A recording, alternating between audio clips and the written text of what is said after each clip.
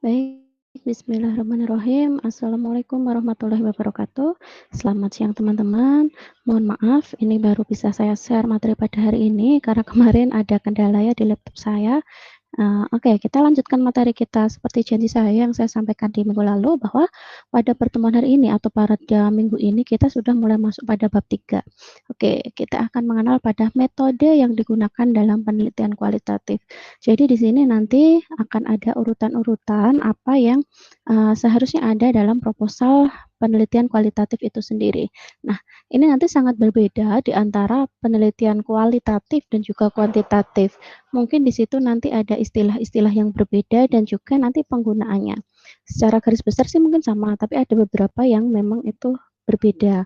Oke, nanti kita bisa lihat, kita fokusnya ke kualitatif dulu aja sebelum kita masuk ke kuantitatif. Oke.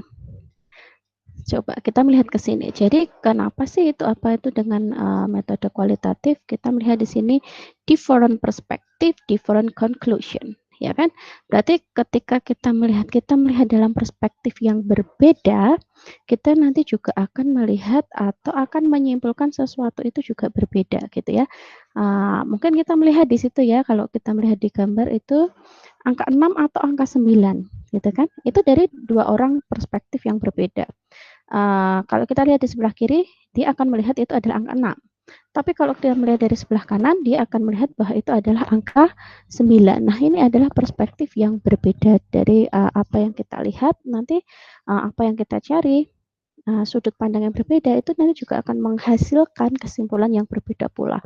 Nah, itu sama juga dengan penelitian. Ini fokus pada penelitian kualitatif. Itu bisa jadi seperti ini. Jadi, kita nanti beda orang, nanti juga akan beda lagi kesimpulan.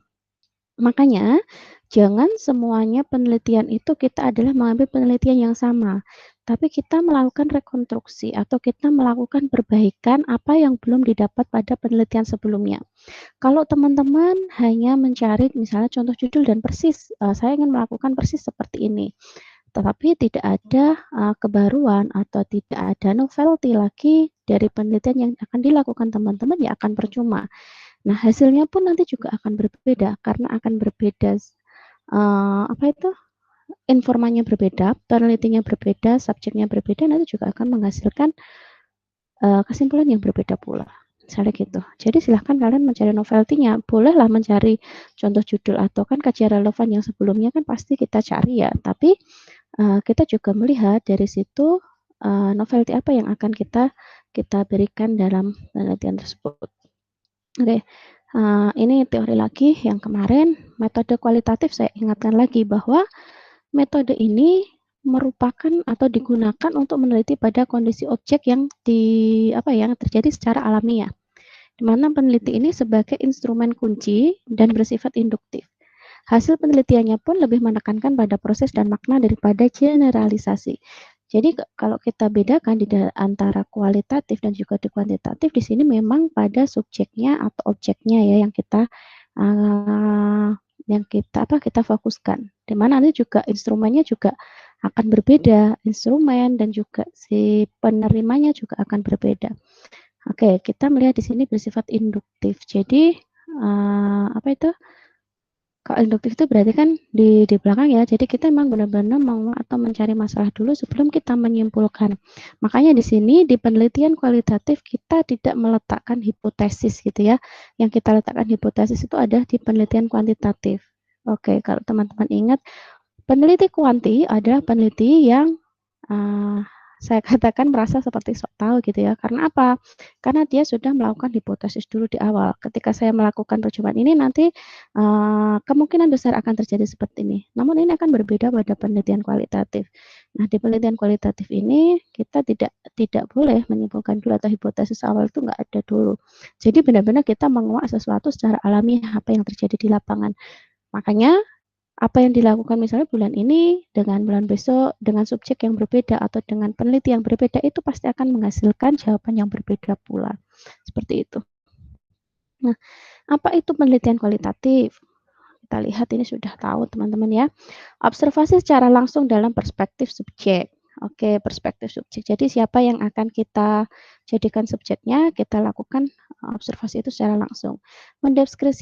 mendeskripsikan secara mendalam atas tiap setting. Oke, jadi misalnya dari mana subjek itu kita benar-benar deskripsikan secara mendalam. Misalnya saya ingin meneliti seorang kepala desa di desa X gitu ya. Jadi kita harus mendeskripsikan secara mendalam bagaimana latar belakangnya, terus bagaimana profilnya dan lain sebagainya itu. Jadi kita harus deskripsikan secara detail. Memahami tindakan dan makna dalam konteks sosial mereka, menekankan waktu dan proses, serta membuat rancangan penelitian lebih terbuka dan relatif tidak terstruktur. Ya, kenapa ini dikatakan tidak terstruktur? Memang berbeda dengan kuanti karena lebih fleksibel ya kalau di kualitatif, asalkan kita bisa apa itu namanya? Kita bisa menemukan subjeknya dan kita bisa mendapatkan informasi dari subjek yang kita pilih. Subjek itu adalah orangnya atau informan yang akan kita pilih. Atau kalau dalam penelitian kuantitatif ini dikatakan sebagai sampelnya itu siapa. Oke. Nah, ini alur yang membedakan di antara kuantitatif dan kualitatif. Ini yang saya tuliskan adalah yang di alur kualitatif. Jadi step pertama adalah penentuan jenis dan pendekatan penelitian. Jadi kalau kita tuliskan ya, bab 3, metode penelitian. Jadi A gitu ya, itu adalah penentuan jenis dan pendekatan penelitian dulu. Jadi kalian jabarkan dulu di situ di bab 3 itu. Jenis penelitiannya apa, menggunakan pendekatannya apa. Misalnya ya, penelitiannya adalah metode penelitian dengan kualitatif. Nanti di situ akan ada pendekatannya menggunakan pendekatan apa? Ataukah studi kasus, ataukah studi fenomenologi, ataukah di situ kualitatif deskriptif dan lain sebagainya. Nanti di bawah ada. Atau dulu di awal juga pernah saya sampaikan juga, tapi tidak terlalu banyak gitu ya. Oke. Lalu step kedua, nanti kalian tuliskan di situ, jabarkan juga waktu dan tempat penelitian. Jadi harus dijelaskan waktunya itu akan dilaksanakan kapan dan tempatnya sudah harus jelas juga tempat penelitiannya itu dilakukan di mana. Step ketiga atau langkah ketiga adalah subjek penelitian tadi. Subjek ini untuk penyebutan pada kualitatif. Kalau di kuantitatif di sini adalah populasi dan sampel gitu ya. Tahu ya, jadi orang yang akan digunakan untuk penelitian itu. Jadi targetnya itu nanti siapa? Oke, bedanya itu populasi sampel, tapi kalau di kualitatif ini adalah subjek penelitian. Step keempat adalah teknik pengumpulan data. Jadi harus jelas, jadi teknik pengumpulan data ini apa? Ini adalah cara atau bagaimana cara kalian untuk mendapatkan datanya itu atau mengumpulkan datanya itu seperti apa? Prosesnya seperti apa? Melalui tahapan apa aja? Gitu ya, menggunakan cara apa? Ingat ya, kalau teknik itu adalah caranya. Saya contohkan teknik pengumpulan datanya adalah dengan wawancara.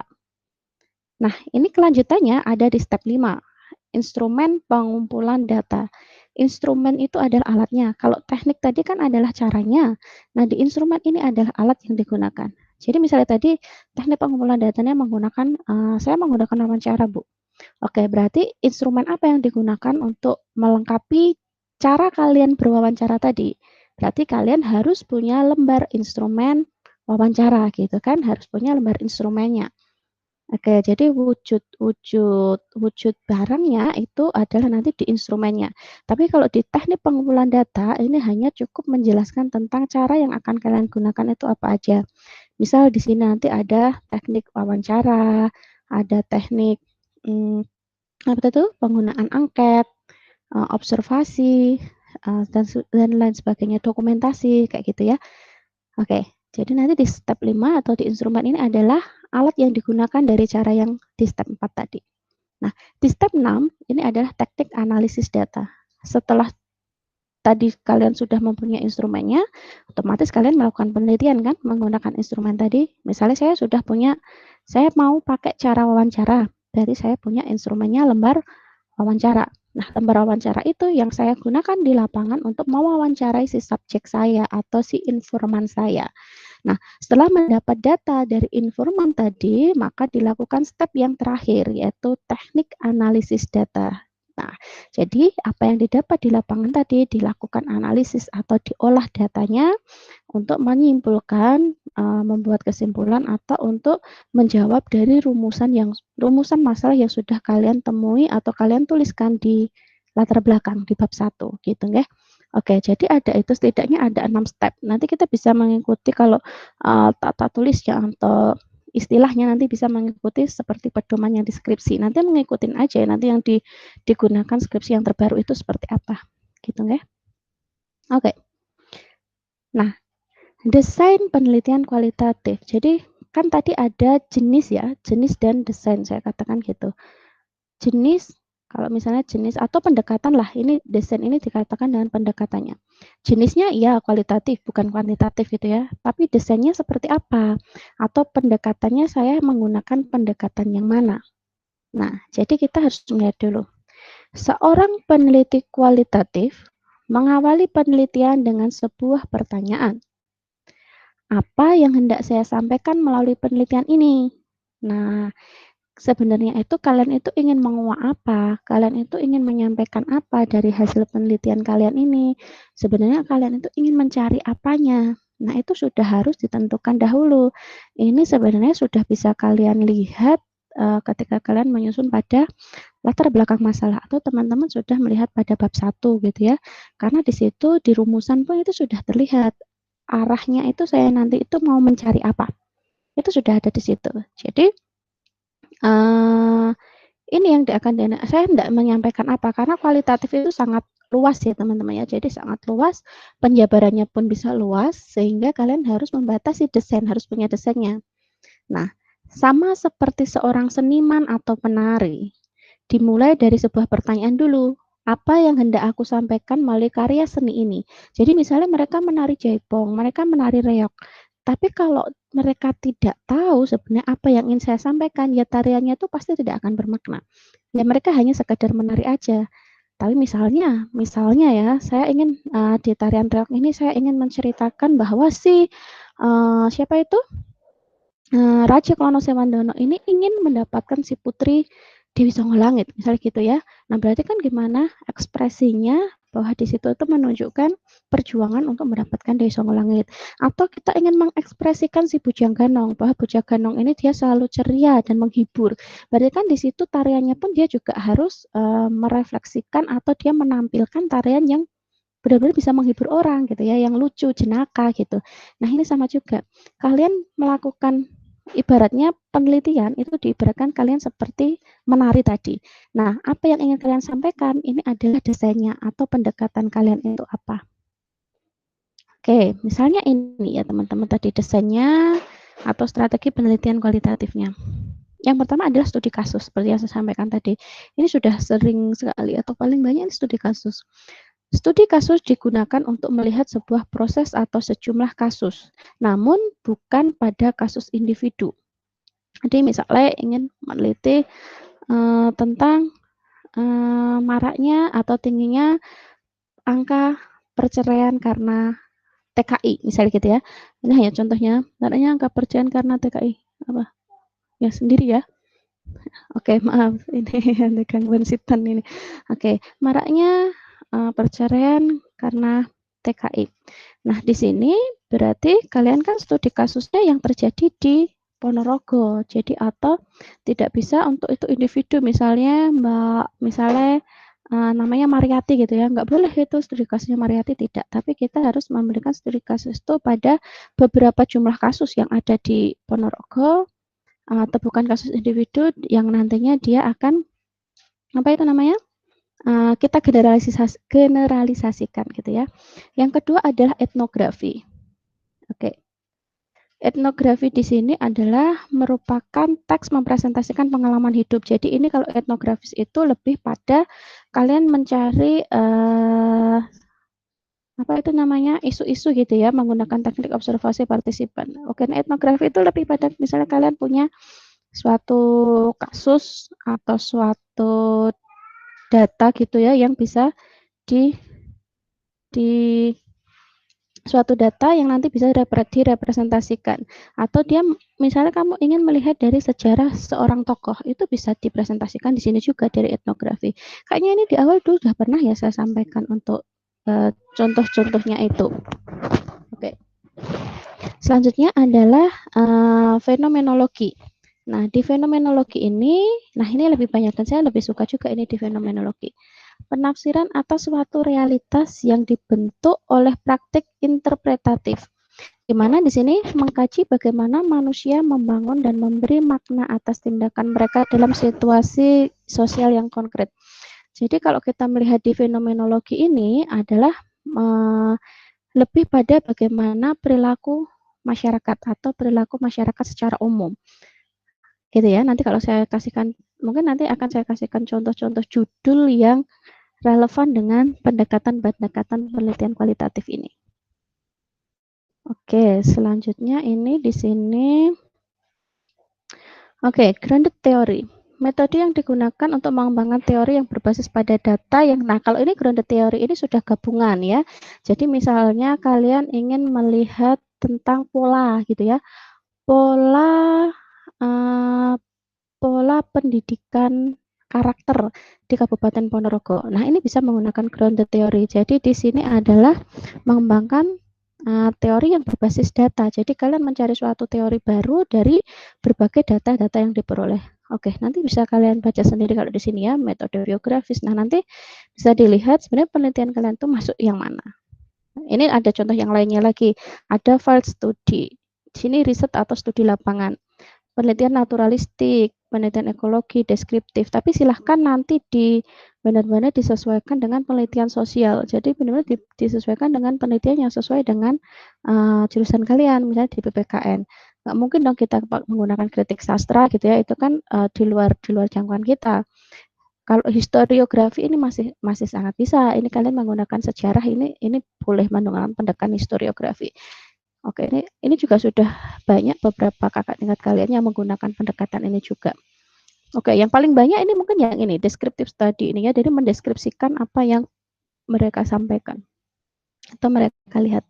Nah, selanjutnya ini adalah letak perbedaan di mana memandang si subjek tadi ya, atau sampel dari suatu penelitian. Ini perbedaan dari kuantitatif dan kualitatif. Sini saya sampaikan ada perbedaan istilah informan dan responden. Karena bukan hanya di istilah aja, ini nanti juga pada ke penggunaannya. Misalnya kalau informan ini adalah memberi respon dan sebagai pemilik informasi, dia bersifat aktif atau dia dikatakan sebagai benar-benar subjeknya yang ingin diteliti. Jadi ini adalah subjek utamanya, si pemberi respon. Nah, kalau responden ini biasanya digunakan untuk di kuantitatif. Kalau informan ini lebih ke kualitatif. Kalau responden ini adalah memberi respon dan sebagai pemilik informasi. Ini bersifat pasif dan ini kita melihatnya adalah dia sebagai objeknya. Jadi kita misalkan tinggal menyebarkan angket atau dan sebagainya, itu bisa ini sebagai kita katakan sebagai responden. Nah, kalau informan ini adalah benar-benar dia dikatakan sebagai subjeknya atau dia bersifat lebih aktif. Oke. Bagaimana cara menentukan informan? Ya, bagaimana kita menentukan informan? Peneliti boleh nggak peneliti itu sebagai informan? Itu bisa juga. Jadi gini, bila peneliti memahami masalah umum, penelitian setelah memahami anatomi di dalam masyarakat itu, jadi dia bisa juga dikatakan sebagai informan. Misalnya dia terlibat di dalam masyarakat ya, atau dia terlibat di dalam kasus yang ingin dia teliti. Dia bisa dikatakan juga sebagai informan. Jadi dia boleh secara pure atau secara penuh menjadi informannya atau menyampaikan apa deskripsi yang dia dapat atau yang dia peroleh menurut sudut pandang mereka. Atau boleh juga di sini nanti kita lebih pada ke studi literasi itu yang kita dapatkan ya. Nah, namun apabila peneliti itu belum paham, ada 3 cara untuk menentukan bagaimana mendapatkan informan. Yang pertama adalah melalui prosedur purposive. Jadi purposive itu atau purposive random sampling. Jadi purposive itu atau purposive sampling itu adalah menunjuk atau menentukan siapa saja yang berhak menjadi informan. Tentunya dengan kriteria tertentu disesuaikan dengan tujuan dan rumusan dari penelitian kalian. Misalnya, menentukan kelompok peserta yang menjadi informan sesuai dengan kriteria terpilih yang relevan dengan masalah penelitian tertentu. Oke, jadi kalau memang teman-teman itu merasa itu belum paham akan penelitiannya, ya kalian harus mencari informan yang relevan. Jadi bisa menggunakan 3 cara ini. Yang pertama dengan purposive tadi, Purposif adalah menentukan informan sesuai dengan kriteria yang relevan dengan tujuan penelitian kalian. Yang kedua adalah prosedur kuota. Peneliti memutuskan saat merancang penelitian berapa banyak orang dengan karakteristik yang diinginkan untuk dimasukkan sebagai informan. Jadi kalian ingin membatasi, misalnya ingin meneliti di suatu desa gitu ya, atau ingin melihat partisipasi masyarakat gitu. Nah, kan nggak mungkin satu desa itu kalian ambil semua, ya kan? Nggak mungkin satu desa yang berjumlah misalkan itu ada 500 kakak, itu akan diambil semua. Ini tidak, ini kalian pakai kuota aja, kalian batasi kuotanya berapa yang akan kalian gunakan sebagai informan. Memang kalau di kualitatif semakin banyak itu akan semakin bagus, tapi kan juga nggak sebanyak itu juga, nanti malah justru hasilnya tidak relevan gitu ya. Oke, yang ketiga adalah prosedur snowball. Informan yang ditemui pertama kali nantinya akan merujuk ke informan lain. Oke, misalnya saya pertama kamu menunjuk adalah Kepala Dinas Pendidikan Ponorogo, misalnya gitu ya. Nah, ternyata Kepala Dinas ini merekomkan lagi, kalau ingin mencari data yang lebih valid lagi, silahkan untuk menemui ke, misalnya ke bagian bagian ini. Nah, itu berarti prosedur secara snowball. Jadi, perkembangan mata rantai rujukan sampai yang dibutuhkan peneliti itu dapat terpenuhi. Jadi, di situ adalah dimulai dari yang pertama, yang dirujuk peneliti. Nah, dari yang rujukan itu tadi, dia meneruskan lagi untuk melengkapi data itu dapat dilakukan apa itu wawancara atau mencari datanya itu kemana lagi, misalnya kayak gitu ya. Oke. Nah, ini lagi ada partisipasi terlibat. Seperti namanya, partisipasi terlibat ini merupakan adanya keinginan peneliti untuk terlibat langsung dalam dunia sosial yang dipilih sebagai objek penelitian. Dengan melibatkan diri secara langsung, berarti peneliti dapat mendengar, melihat, dan terlibat dalam dunia pengalaman yang ada. Jadi, di sini memang benar-benar dibutuhkan, misalnya kalian ini kualitatif, ini harus dilakukan partisipasi terlibat ini. Jadi, benar-benar kalian yang mencari data, tidak hanya menyerahkan ditinggal gitu aja ya. Terus, misalnya kalian wawancara diserahkan pada orang lain, terus nanti kalian tinggal mengambil datanya. Nah, kalau di kualitatif, usahakan kalian benar-benar menjadi partisipasi terlibat ini atau partisipan yang terlibat ini. Lalu yang kedua, pengamatan terlibat merupakan pengamatan yang dilakukan sambil berperan serta dalam kehidupan terhadap orang yang diteliti. Jadi pengamatan terlibat mengikuti orang-orang yang diteliti dalam kehidupan sehari-hari, melihat apa yang mereka lakukan, kapan dengan siapa, dan dalam keadaan apa, dan menanyai tentang tindakan mereka. Oke, kalau teman-teman pernah melihat ada sekelompok orang, ini biasanya dilakukan anak-anak KKN ya. Jadi ketika kalian KKN, kalian magang, itu sebenarnya sudah melakukan partisipasi terlibat ini. Jadi ketika kalian ikut di lapangan, kalau dulu saya pernah waktu kuliah itu saya ikut serta dalam kegiatan di kalau saya kebagian dulu itu kan kemiskinan ya, dapat konteks kemiskinan, jadi ikut serta di terjun di apa itu namanya? Di jalanan itu. Jadi benar-benar ikut mereka yang para pengemis, para pengemis, para pengamen itu tinggal di jalanan. Nah, itu kita mengikuti dia mereka kesehariannya seperti apa. Nah, di situ kita mencari penelitian atau kita mencari data. Melakukan penelitian dan mencari datanya. Nah, itu adalah partisipasi terlibat. Ini akan sangat bagus kalau memang benar-benar teman-teman ingin melakukan ke penelitian kualitatif. Jadi terlibat langsung apa yang dialami oleh si subjek kita. Oke. Nah, ini tadi ya, sampel penelitian atau penentuan subjek. Ini sudah saya jelaskan yang di awal tadi, teman-teman. Sampel itu sebenarnya untuk ke kuantitatif. Tapi kalau di kualitatif ini kita lebih pada ke penentuan subjeknya. Oke. Sampel penelitian kualitatif terfokus pada representasinya terhadap suatu fenomena. Prosedur penentuan sampel yang terpenting bagaimana menentukan informan kuncinya yang terlebih dalam situasi sosial atau pendidikan selaras dengan fokus penelitian. Jadi kalian harus menentukan dulu informan kuncinya yang akan saya gunakan untuk penelitian ini itu siapa. Oke, penentuan sampelnya ini tadi dengan metode acak itu tidak relevan. Jadi kalau di kualitatif ini lebih baik adalah dengan sengaja menunjuk sampelnya atau purposive sampling. Kalau secara acak itu lebih baik di kuantitatif. Kenapa? Kalau acak itu biasanya adalah dengan populasinya yang sangat luas dan kita hanya mengambil sampel beberapa. Nah, tapi kalau di kualitatif kan kita terfokus kan penelitiannya tadi, jadi kita harus sudah secara sengaja memilih siapa sampel yang akan kita gunakan, atau dengan teknik purposive sampling. Orang yang kebetulan ditunjuk sebagai sampel, nantinya bukannya menjawab pertanyaan yang telah kita susun atau merespon, tetapi malah memberi informasi tentang perihal dirinya dengan berbagai situasi seperti yang tertera di dalam fokus penelitian. Oleh sebab itu, mereka itu disebut dengan informan, bukan hanya responden.